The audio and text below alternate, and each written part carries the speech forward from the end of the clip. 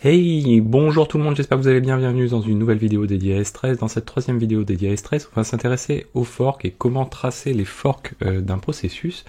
Donc c'est quelque chose qui est assez important, n'hésitez pas à vous abonner pour ne pas manquer les prochaines vidéos, mettre des pouces bleus et commenter. Alors, avant de commencer, qu'est-ce qu'un fork? Quel est le principe, les principes généraux à retenir pour bien comprendre pour les gens qui ne connaissent pas? Donc, le principe d'un fork, c'est quoi? On a un processus parent, et dans le cadre de son fonctionnement, ce processus parent fait appel à des processus enfants, ce qu'on appelle le principe de fork. Et donc, on a un parent, des enfants. On parle aussi, quand on veut parler en termes d'identifiant de processus, on a le PPID, qui est le PID finalement du parent, et le PID qui est le PID du children quand on est au niveau du children, de l'enfant, ou si on est au niveau du parent, c'est le PID du parent. Le processus fils, son intérêt de forker, c'est quoi? Ça va être de récupérer le contexte du process parent. Donc en gros, c'est une copie notamment de la mémoire, et dans le cadre de son fonctionnement, ça lui permet d'être assez performant, le système, ça lui permet d'être assez performant en fonctionnant comme ça. Pourquoi? Parce que on va faire pas tout à fait une copie de la mémoire bête et méchante, on va utiliser le principe de copy on write, c'est-à-dire que tant qu'on va pas faire d'écriture en mémoire, on va utiliser les éléments mémoire du père, des parents, si on a besoin de faire de l'écriture, à ce moment-là, simplement, on va dupliquer la mémoire. Donc c'est le principe de copy on write, tout en gardant en simple lecture la page d'origine. Qu'est-ce qu'on peut dire d'autre également? Donc on a une fonction fork qui existe. Si cette fonction fork, on la lance sur le parent, ce qui va se passer, c'est qu'il va nous retourner le PID du ou des enfants. Et puis si on le fait tourner au niveau d'un des enfants, on aura un PID qui va nous retourner, qui va être le 0. L'autre manière de pouvoir aussi récupérer facilement ces informations de PID, on va pouvoir lancer un get PID, que ce soit sur les parents ou les enfants, ou un get PPID, c'est-à-dire pour savoir quel est le parent d'un process en cours. Et donc, en termes de syscall, puisque strace, je vous l'ai dit, utilise les syscalls, si vous voyez des syscalls de type clone, eh bien, c'est à ce moment-là qu'on fait un fork. Donc, le syscall qui traduit fork, c'est le clone.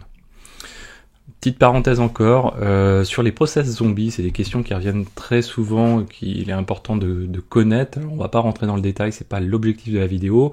Un process zombie, c'est quoi? Si on devait résumer les choses, en gros, c'est un parent qui n'attend plus son enfant. Et donc, qu'est-ce qui se passe? Alors, le process zombie, c'est pas le parent, hein, c'est bien l'enfant. En gros, quand on a un fork, on a un lien qui se crée entre le parent, l'enfant, et le parent attend la fin de l'exécution du process enfant, et pour attendre ça, il lance ce qu'on appelle un wait ou un wait PID, donc qui va permettre d'attendre la fin de l'exécution du process enfant. Si le wait n'existe pas, dans ce cas-là, quand le process enfant a terminé, on va le considérer comme zombie, c'est-à-dire que on n'a pas connaissance de la fin réellement, que le parent n'a pas connaissance réellement de la fin du process enfant. Ça a pour conséquence non pas de consommer forcément de la ressource, mais ça a pour conséquence d'utiliser des PID. Et si on est dans le cadre de process qui ont tendance à forker beaucoup, eh bien ce qui peut arriver, c'est qu'on sature la table des processus, et on se retrouve dans l'incapacité de pouvoir lancer de nouveaux processus.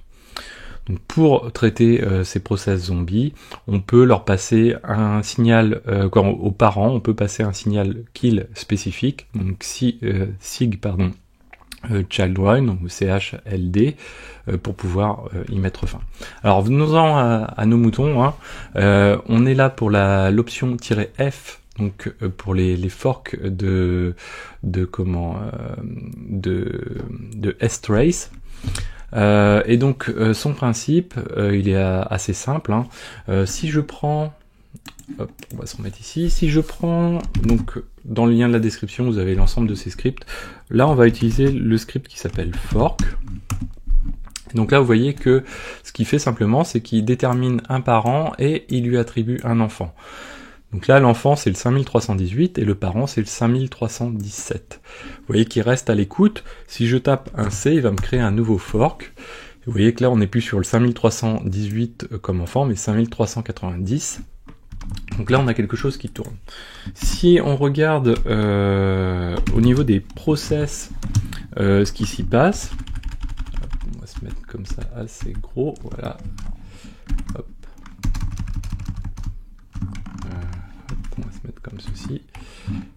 Voilà, ps-e-o, et on va dire qu'on veut le PID, le PPID, et on veut la commande qui correspond. Donc si on fait ça, on va retrouver notre Python quelque part. Je vais le grepper sinon. Ouais, on va le grepper. Voilà, on retrouve notre Python ici, avec donc en train de fonctionner. Alors on trouve pas le process enfant. On va pas le retrouver aussi facilement que ça, c'est pas grave. Donc le principe c'est de se dire, ben voilà, mais comment... Donc si je fais un strace, c'est ça qui est le plus important, si je fais un strace, qu'est-ce qui s'y passe? On va se remettre comme il faut, voilà. Donc si je fais un sudo de strace, et qu'on fait simplement de s'attacher au process parent, 5317, qu'est-ce qui se passe? Donc là si je le lance, je suis attaché au 5317, et moi ce que j'attends, c'est que donc le process enfant, lui, il est censé dire hello Xavki. Donc si je tape C et que je lance, qu'est-ce qui se passe? Vous voyez qu'ici, je ne vois pas de hello Xavki. Je vois d'autres choses, je vois la création, l'output qui me permet de dire, ah voilà, il va y avoir la création du fork, mais je vois rien d'autre. Donc là, on se dit, tiens, il me manque quelque chose, et donc pour combler ce souci, on peut utiliser l'option "-f", et il faut même l'utiliser, pour pouvoir gérer la situation. Et là, si je passe un C toujours de nouveau, là vous voyez que ça fonctionne complètement différemment au niveau de strace, c'est-à-dire qu'on a comme préfixe de toutes les lignes de commande le PID auquel on se réfère. Donc là vous voyez que mon parent c'est toujours le 5317, mon enfant c'est le 6005, et là vous voyez que on bascule tantôt du parent, tantôt sur l'enfant. Et quand on regarde dans le détail, bah, on a le write ici qui dit parent-enfant, donc c'est cette ligne-ci, voilà. Et ensuite, on a pour le 6005, si on regarde, on va avoir un autre write qui est là, qui est hello Xavki. Et vous voyez que ça correspond à ce qui est écrit cette fois-ci pour l'enfant, donc du coup on récupère bien l'ensemble des informations. Alors attention, ça fonctionne pas toujours correctement. Par exemple, si on utilise nginx, donc sudo systemctl status nginx, donc là je dois avoir un nginx qui tourne, je crois que je l'ai lancé juste avant. Voilà, donc là j'ai un nginx qui tourne. Donc là, si je fais un ps aux, on va mettre un f aux, ici que je regarde, j'ai des nginx qui tournent, et dont le process parent, c'est le 3321, qui est lancé par root. Par contre, les enfants sont lancés en tant que user 3W data, et vous voyez qu'on en a quand même quelques-uns. Donc là, je vais me mettre sur le 3321 à l'écoute. Donc si je fais, hop, sudo strace-p 3321, 321. Donc si je mets pas le F et que je reste comme ceci, que je fais un curl sur mon nginx, donc 0.1 comme ceci, bah vous voyez que j'ai rien qui ne se passe. Voilà, j'ai rien qui se passe.